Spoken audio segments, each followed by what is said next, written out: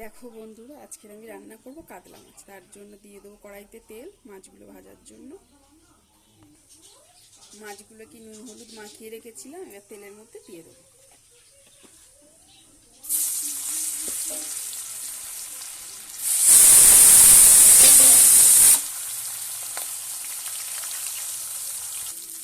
মাছটা ভাজা হয়ে গেছে, এবার এটাকে তুলে নেব।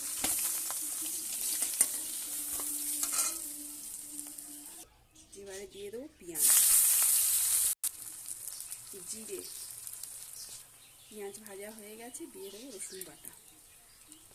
এটাকে ভালো করে একটু ভেজে নেব। লঙ্কা বাটা, নুন, হলুদ।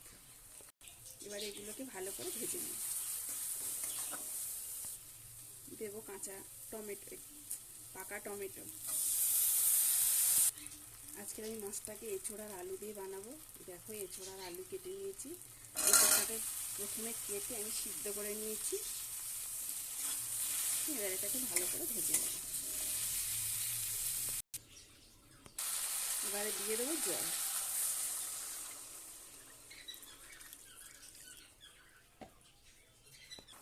তরকারিটা ফুটে গেছে, এবার এটাকে ঢাকা দিয়ে দেবো সিদ্ধ হওয়ার জন্য। আলুগুলো সিদ্ধ হয়ে গেছে, এবার মাছগুলোকে দিয়ে দেবো। আগে থেকে ইঁচড় সিদ্ধ ছিল, মাছগুলোকে দিয়ে দেবো। দেবো একটু ধনে পাতা,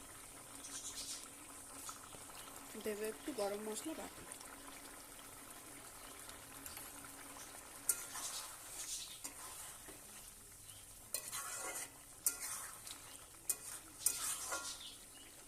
এটা হয়ে গেছে, এবার এটাকে নামিয়ে